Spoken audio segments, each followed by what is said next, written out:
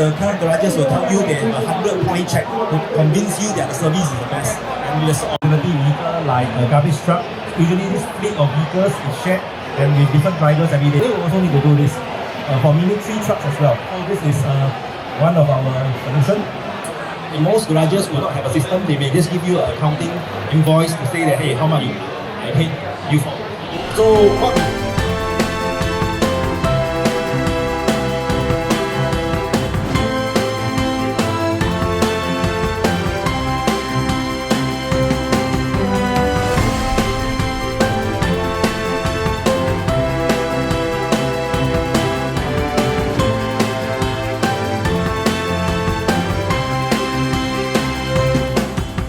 Hi everybody, thank you.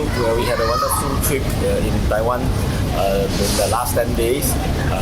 Many thanks to ACE Singapore and Rainmaking Innovations from Taiwan for this wonderful experience. We learned a lot and we hope that we will come back to Taiwan soon.